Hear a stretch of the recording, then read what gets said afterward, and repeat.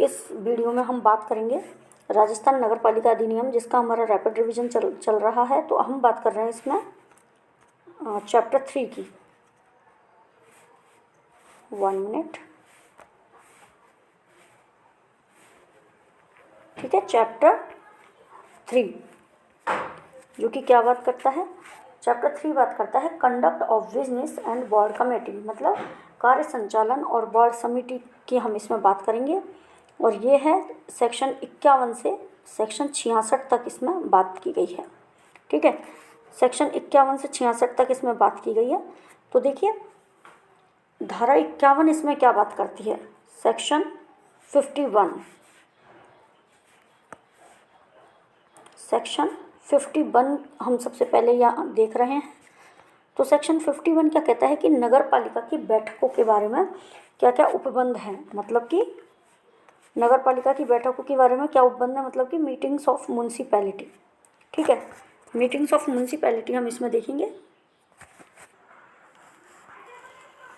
एक ordinary general meeting होती है जो कि होती है 60 दिन में एक बार। ठीक है, 60 दिन में। ऑर्डिनरी जनरल मीटिंग से मतलब क्या है? जो साधारण मीटिंग होती है वो होती है 60 दिन में, 60 डेज में एक बार होगी आपकी। ठीक है, एक बार 60 दिन में एक बार क्या होगी? साधारण मीटिंग होगी, यानी एक कैलेंडर वर्ष में न्यूनतम 6 बैठकें होंगी। जैसे 60 दिन हुए तो 60 दिन हो गए आपके 2 मंथ्स। ठीक है, 2 महीने में आपकी एक मीटिंग हो रही है, यानी 12 महीने में आपकी 6 मीटिंग हो गई। ठीक है, तो 60 दिन में 60 दिवस में एक बार, यानी एक कैलेंडर वर्ष में 6 बैठकें न्यूनतम होंगी। ठीक है, वंस विद इन 60 डेज, और मिनिमम मीटिंग्स इन ए कैलेंडर ईयर 6 हो गई। और जो हम बात करेंगे आगे इसमें विशेष बैठक, तो विशेष बैठक में क्या आएगा? 1/3 सदस्य, विशेष बैठक में 1/3 सदस्यों को बुलाया जाएगा। अध्यक्ष को संकल्प 7 दिवस में बैठक होगी। देखिए क्या होता है, चेयरपर्सन, अब जो अध्यक्ष होता है वह चेयरपर्सन बोला जाता है, उसको वह स्पेशल मीटिंग बुलाता है। जो चेयरपर्सन होते हैं, कौन होता है? चेयरपर्सन, जिसको कि हम अध्यक्ष बोलते हैं। चेयरपर्सन स्पेशल मीटिंग बुलाएंगे, और वो कितने दिन के अंदर? 7 दिन के अंदर बुलाएंगे। For not more than 7 days, 7 दिन से ज़्यादा नहीं होनी चाहिए। ठीक है, रिक्वेस्ट रिसीव होने से, रिक्वेस्ट पहले चेयरपर्सन को रिक्वेस्ट रिसीव होगी राइटिंग में रिसीव होगी।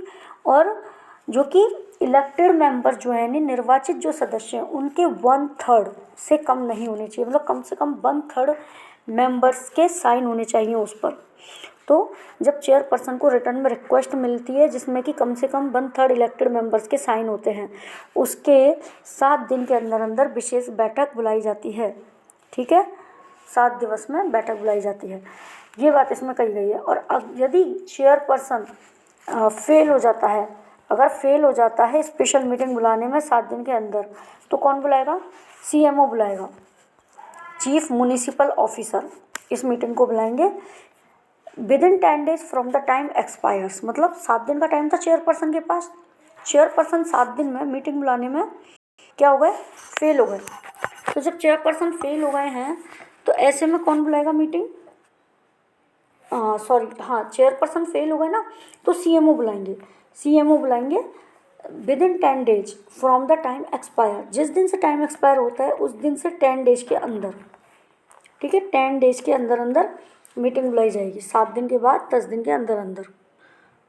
ठीक है, अब मैं आपको थोड़ा सा इसको और बता देती हूँ। देखो दोबारा से एक बार देखो, नगर पालिका की बैठकों के बारे में क्या उपबंध किए गए हैं, ये बताया गया है धारा 51 में। Provisions in regard to meetings of municipality. ठीक है, तो इसमें हमें बताया गया है कि जो नगर पालिका की जो जनरल मीटिंग होगी, साधारण बैठकें होंगी, वो 60 दिन में एक बार होगी, 60 दिन में एक बार होगी। ठीक है, 60 दिन में एक बार होगी, यानी कि न्यूनतम 6 बैठकें होंगी एक साल में, न्यूनतम 6 बैठकें। ठीक है, इस तरीके से आप नोट्स बना सकते हैं शॉर्ट में, न्यूनतम 6 बैठकें होंगी। फिर इससे आगे देखना, इससे आगे हमने क्या देखा कि वो बैठक, इस विशेष बैठक कब होगी? विशेष बैठक होगी जबकि चेयरपर्सन यानी अध्यक्ष है उसको रिटर्न में नोटिस दिया जाए, रिटर्न में तो नोटिस दिया जाए, और एक तिहाई सदस्य, इलेक्टेड मेंबर्स के जो एक तिहाई मेंबर्स हैं, ठीक है, ये वन मिनट,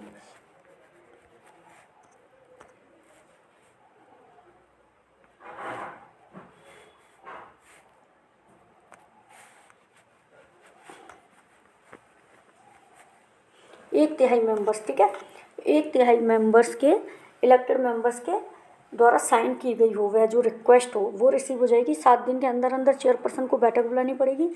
और यदि नगर पालिका वो जो अध्यक्ष है वो यदि विफल हो जाता है बैठक बुलाने में, ठीक है, 7 दिन के अंदर अंदर, तो ऐसे में क्या होगा, मुख्य नगर पालिका अधिकारी यानी CMO अगले 10 दिनों के भीतर भीतर ऐसी बैठक को बुलाएंगे। ये बात इसमें कही गई है। नेक्स्ट हम बात करते हैं, नेक्स्ट हम क्या देखेंगे अब, सेक्शन 52। सेक्शन 52 क्या बात करता है, देखिए सेक्शन 52 में rights and privileges of individual members, यानी जो क्या बात की गई है, जो व्यष्टि सदस्यों के अधिकार हैं और विशेष अधिकार है उनकी बात की गई है। तो इसमें क्या बताया गया है कि देखिए, call attention of proper authority to any neglect in execution of municipal work, जो म्यूनसिपल वर्क है उसको एग्जीक्यूट करने में जो प्रॉपर अथॉरिटी है, अगर कोई नेग्लेक्ट किया जा रहा है, इग्नोर किया जा रहा है कार्य को, तो प्रॉपर अथॉरिटी का अटेंशन लिया जाएगा, ठीक है, प्रॉपर अथॉरिटी का अटेंशन लिया जाएगा। और अगर म्यूनसिपल प्रॉपर्टी को वेस्ट किया जा रहा है, लोकेलिटी की कोई सिविल प्रॉब्लम है या सजेशन को इम्प्रूव करना है, तो प्रॉपर अथॉरिटी का ध्यान आकर्षित किया जाएगा उस चीज़ की तरफ। क्या क्या चीज़ें हैं, अगर म्यूनसिपल वर्क के एग्जीक्यूशन में, यानी नगर पालिका कार्य के एग्जीक्यूशन में कोई नेग्लेक्ट किया जा रहा है, ठीक है, या फिर कोई इम्प्रूवमेंट सजेस्ट करना है, लोकेलिटी की कोई सिविल प्रॉब्लम है, या right to put questions to chairperson, ठीक है, चेयरपर्सन से क्वेश्चन पूछने का अधिकार होता है इंडिविजुअल मेंबर्स को। Move resolution to matters connected with administration, जो एडमिनिस्ट्रेशन यानी प्रशासन से संबंधित जो मैटर्स है उनका रिजोल्यूशन कर सकता है। राइट टू इंस्पेक्ट, यानी जांच करने का अधिकार है, फीस के पेमेंट के बिना जांच करने का अधिकार है म्यूनसिपैलिटी के रिकॉर्ड्स को, ठीक है, लेकिन उससे पहले उनको क्या देना होगा, मुख्य नगर पालिका अधिकारी को ड्यू नोटिस देना होगा, ठीक है। दोबारा एक बार मैं आपको बता रही हूँ, धारा 52 व्यक्तिगत सदस्यों के अधिकार और विशेष अधिकारों की बात करता है। तो ये क्या है, यह अध्यक्ष से प्रश्न पूछ सकता है, ठीक है, अध्यक्ष से प्रश्न पूछने का अधिकार होता है और संकल्प प्रस्तावित करने का अधिकार होता है, ठीक है, संकल्प प्रस्तावित कर सकते हैं। रिकॉर्डों का निरीक्षण बिना फीस के कर सकते हैं, ठीक है, रिकॉर्ड निरीक्षण का कार्य बिना फीस के। और लोकहित में ध्यान आकर्षित करना, कर्मचारियों प्राधिकारियों अर्थात मतलब लोकहित में कोई समस्या है तो जो नगर पालिका के कर्मचारियों और प्राधिकारी हैं उनका ध्यान आकर्षित करना, ध्यान खींचना, ठीक है, और आम समस्याओं की ओर उनका ध्यान दिलवाना। नेक्स्ट देखते हैं, एक कोई भी सदस्य किसी नगर पालिका कार्य के निष्पादन में की गई किसी उपेक्षा या नगर पालिका संपत्ति की किसी बर्बादी या किसी परिक्षेत्र की नागरिक समस्याओं की और समुचित प्राधिकारी का ध्यान आकर्षित कर सकता है और आवश्यक सुझाव दे सकता है। किस चीज़ के लिए, मैंने बोला ना, इग्नोरेंस किया जा रहा है, नेग्लेक्ट किया जा रहा है, यानी किसी नगर पालिका कार्य के निष्पादन में की गई उपेक्षा के लिए। दूसरी चीज़, कोई बर्बादी की जा रही है नगर पालिका के कार्य की, नगर पालिका की संपत्ति की बर्बादी की जा रही है, या कोई नागरिक की कोई समस्या है, ठीक है, उपेक्षा, बर्बादी या कोई समस्या है, तो उन सब की तरफ समुचित प्राधिकारी का ध्यान आकर्षित कर सकता है और क्या कर सकता है, आवश्यक सुझाव भी दे सकता है। अध्यक्ष से प्रश्न पूछने और नगर पालिका के प्रशासन से संबंधित मामलों पर संकल्प प्रस्तावित करने का अधिकार भी होगा। संकल्प प्रस्तावित करने का अधिकार होगा किसमें, अध्यक्ष से प्रश्न पूछने और नगर पालिका के प्रशासन से संबंधित मामलों पर। नेक्स्ट है, मुख्य नगर पालिका अधिकारी को सम्यक नोटिस देने के पश्चात, पहले क्या होगा, नगर पालिका अधिकारी को नोटिस दिया जाएगा। 1 मिनट,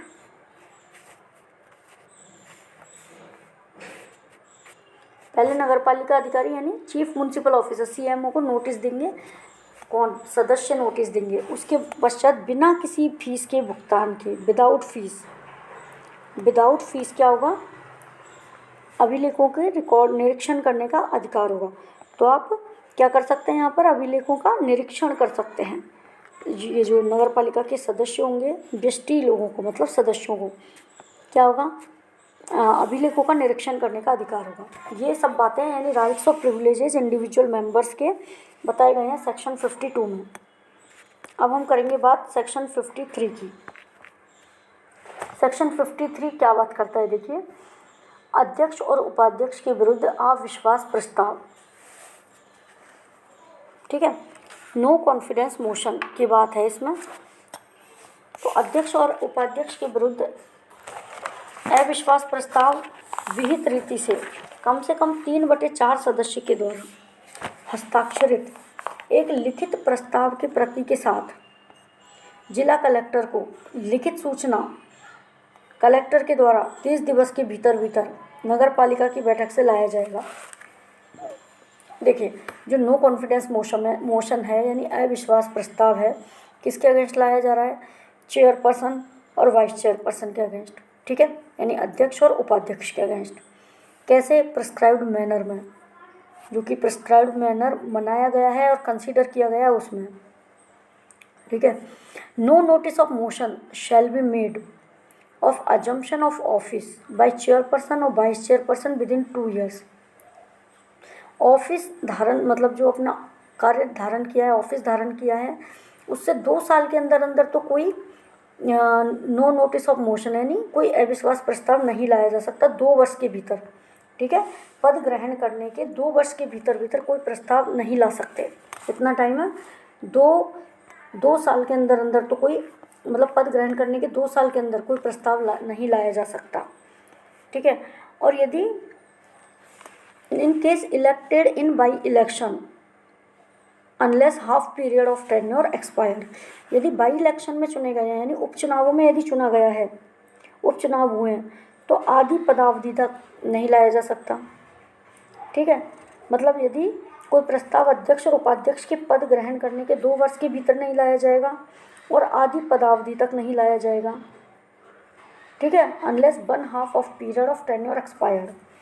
और यदि ऐसा प्रस्ताव पारित नहीं होता है तो आगामी 2 वर्ष तक ऐसा कोई प्रस्ताव नहीं लाया जाएगा। मतलब एक बार प्रस्ताव पारित किया, नो मोशन कॉन्फिडेंस आया, अगर वह 2 साल तक पारित नहीं किया गया तो आने वाले 2 वर्ष तक ऐसा कोई भी प्रस्ताव पारित नहीं किया जाएगा, ऐसा कोई भी प्रस्ताव नहीं लाया जाएगा, ठीक है। यानी if motion not carried out, यदि कोई मोशन नहीं लाया गया तो no notice of subsequent motion, ठीक है, until after expiration of 2 years after meeting of said motion considered. समझ आया? ये हमारा, इसमें एक चीज़ मैं आपको दोबारा समझा देती हूँ। देखिए, अध्यक्ष और उपाध्यक्ष के विरुद्ध अविश्वास प्रस्ताव विहित रीति से आएगा। विहित रीति क्या है कि कम से कम 3/4 मेंबर यानी 3/4 सदस्य द्वारा हस्ताक्षरित एक लिखित प्रस्ताव आएगा, जिसकी कॉपी के साथ जिला कलेक्टर के पास जाएगी, ठीक है। उसकी लिखित सूचना कलेक्टर द्वारा 30 दिवस के भीतर नगर पालिका की बैठक में दी जाएगी। नगर पालिका की बैठक आयोजित होगी, उसमें लाया जाएगा, उस पर विचार किया जाएगा। तो मेंबर कितने चाहिए? 3/4। 3/4 मेंबर्स के द्वारा हस्ताक्षरित होना चाहिए, ठीक है। और पद ग्रहण करने के 2 वर्ष के अंदर नहीं लाया जा सकता। और यदि ऐसा प्रस्ताव पारित नहीं हुआ तो आगामी 2 वर्ष तक प्रस्ताव नहीं लाया जाएगा और उपचुनाव हुए हैं तो आधी पदावधि तक नहीं लाया जाएगा।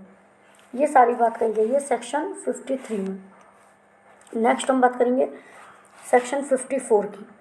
सेक्शन 54, इसमें क्या बात की गई है? वार्ड समिति के गठन की बात की गई है, कॉन्स्टिट्यूशन ऑफ वार्ड कमेटी, ठीक है। तो इसमें क्या है, देखिए, पहले तो मैं आपको बताती हूँ कि 243S में इसका उल्लेख है, ठीक है। वार्ड समिति का जो गठन किया जाएगा उसका उल्लेख क्या है? आर्टिकल 243S में इसका उल्लेख किया गया है। आर्टिकल 243S मतलब ये था, ठीक है। इसमें उल्लेख किया गया है वार्ड समिति के गठन का। अब देखिए, गठन जो है गठन की बात की गई है, 54 है हमारा सेक्शन, ठीक है। गठन की बात की गई है, 3 लाख बाढ़ समिति कहाँ गठित की जाएगी, जहाँ 3 लाख या उससे अधिक, 3 लाख या उससे प्लस है जनसंख्या होने पर बाढ़ समिति का गठन किया जाएगा, 3 लाख या उससे अधिक की जनसंख्या होने पर, ठीक है। नेक्स्ट, बाढ़ समिति में बाढ़ कितने होंगे, एक या एक से अधिक बाढ़ हो सकते हैं, एक बाढ़, वन वार्ड या मोर, वन वार्ड और मोर हो सकते हैं। सदस्य क्या होंगे, सदस्य निर्वाचित और मनोनीत दोनों तरीके के होते हैं। निर्वाचित सदस्य बोर्ड के सदस्य होंगे, ठीक है। और जो अधिकतम 5 सदस्य होंगे जो कि विशेष ज्ञान रखते हैं। जो मनोनीत सदस्य हैं वो कितने होंगे, अधिकतम 5, जो कि नगर पालिका प्रशासन का विशेष ज्ञान रखते हैं। उम्र कम से कम उनकी कितनी होनी चाहिए, 25 वर्ष होनी चाहिए। मैंने क्या क्या बताया अभी तक। Section 54 constitution of ward committee, यानी वार्ड कमेटी के गठन की बात करता है। ये इसमें एक या एक से अधिक वार्ड हो सकते हैं। पॉपुलेशन 3 लाख या उससे अधिक होनी चाहिए। वार्ड कमेटी में क्या कौन कौन होते हैं, देखिए, members of municipality representing wards, जो कि म्यूनसिपैलिटी के मेंबर्स जो कि वार्ड्स को रिप्रेजेंट करते हैं। और अदर मेंबर्स जो कि 5 से अधिक नहीं होने चाहिए, ठीक है, 25 साल से कम नहीं होने चाहिए, स्पेशल नॉलेज होनी चाहिए, नगर पालिका प्रशासन की अनुभव होना चाहिए या विशेष ज्ञान होना चाहिए, और म्यूनसिपैलिटी के द्वारा नॉमिनेट किए गए होने चाहिए। जो अदर मेंबर्स 5 हैं वो नॉमिनेट किए गए हैं, ठीक है। एक तो म्यूनसिपैलिटी के मेंबर्स हैं जो कि निर्वाचित हैं, जो कि वार्ड के सदस्य हैं, और मनोनीत अधिकतम 5 सदस्य हो सकते हैं, ठीक है। अधिकतम 5 सदस्य होते हैं और जिनको कि नगर पालिका प्रशासन का विशेष ज्ञान होता है। 25 साल से कम नहीं होने चाहिए, यानी न्यूनतम उम्र कितनी बताइए, 25 साल। वार्ड मेंबर के लिए, मनोनीत सदस्यों के लिए न्यूनतम 25 साल है और 5 सदस्य होने चाहिए, 5 से अधिक नहीं होंगे। इनका जो कार्यकाल होता है वह नगर पालिका के कार्यकाल के समान होता है, ठीक है। इनका जो कार्यकाल होता है वह नगर पालिका के कार्यकाल के समान होता है। अब इसमें देखिए एक डिस्क्वालिफिकेशन की बात की गई है प्रोवाइजो में, कि डिस्क्वालिफिकेशन फॉर बीइंग नॉमिनेटेड। तो if disqualified under the provision of this act or any other law for being elected or for being member.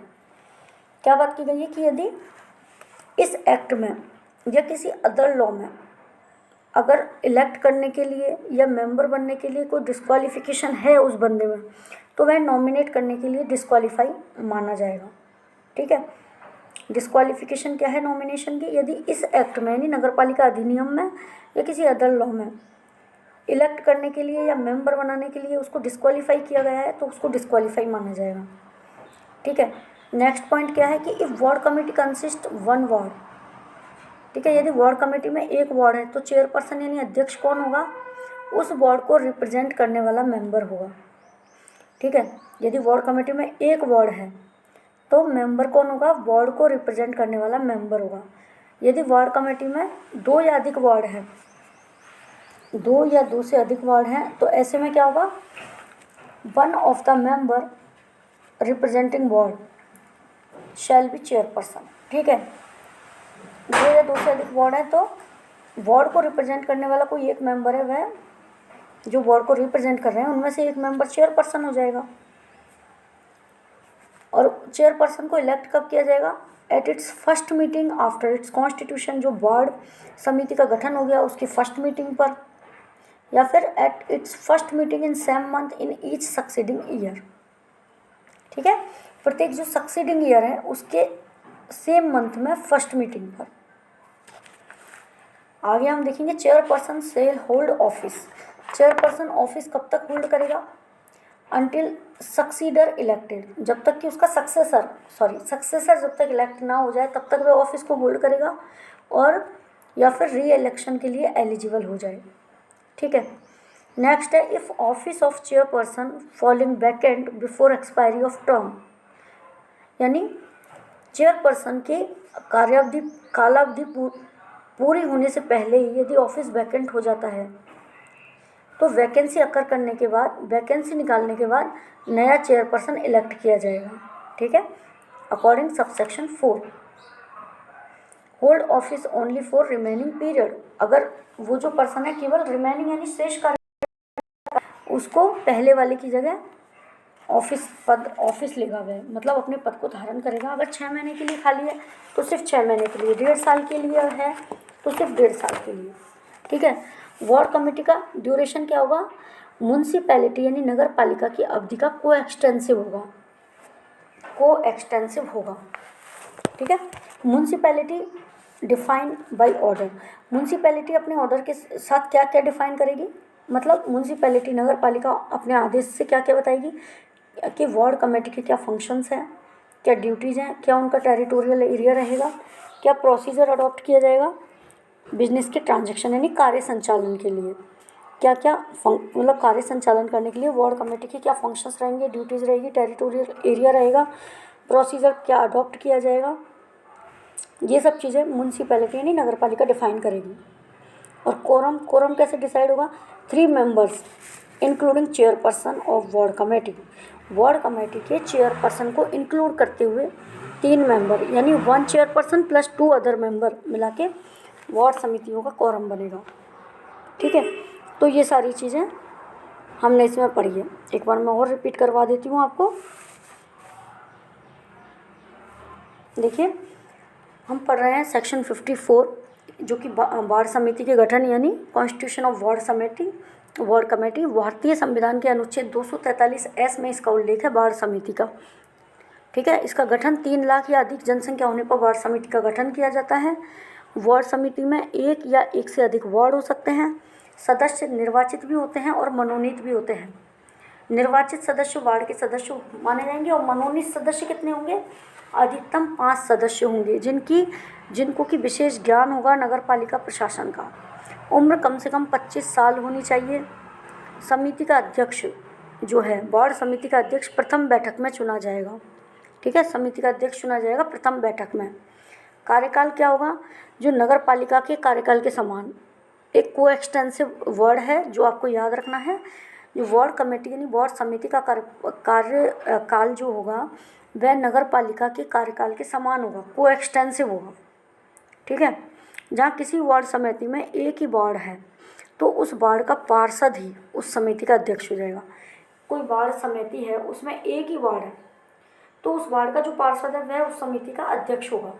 और जहाँ 2 या अधिक वार्ड हैं तो वार्ड समिति की प्रथम बैठक और प्रत्येक उत्तरवर्ती वर्ष में उस माह की प्रथम बैठक में वार्ड समिति ऐसे वार्ड का प्रतिनिधित्व करने वाले सदस्य को अध्यक्ष के रूप में निर्वाचन करेगी। मतलब उसकी पदावधि कितनी हुई, 1 वर्ष। मतलब जहाँ 2 या 2 से अधिक वार्ड हैं तो वार्ड समिति क्या करेगी, पहली बैठक में और जो प्रत्येक आने वाले वर्ष में जो उस माह की प्रथम बैठक में ऐसे वार्ड का प्रतिनिधित्व करने वाले सदस्य का अध्यक्ष के रूप में निर्वाचन करेगी। ठीक है। यानी हर साल जो प्रथम महीना है बैठक का उसमें निर्वाचन हो रहा है, यानी 1 वर्ष का हो गया। ठीक है। आकस्मिक रिक्ति होने पर वार्ड समिति अपने सुविधा अनुसार नए अध्यक्ष का चुनाव करेगी और जिसकी पदावधि क्या होगी, शेष कार्यकाल तक होगी। और इसकी जो गणापूर्ति है 1+2 आपको याद रखनी है। कम से कम 3 सदस्य हो गए अध्यक्ष सहित, एक अध्यक्ष हो गया प्लस 2 अदर मेंबर, तो टोटल 3 सदस्य इसमें गणापूर्ति में रहेंगे। तो ये था हमारा सेक्शन 54 वार्ड समिति का गठन। ठीक है। इससे आगे मैं नेक्स्ट वीडियो लाऊंगी क्योंकि ये सेक्शन काफ़ी लंबा है और मैंने थोड़ा डिटेल में आपको 1-2 बार याद कराने के लिए रिपीट भी किया है। तो धारा 55 से मैं नेक्स्ट वीडियो आपके लिए बनाऊंगी। Thank you.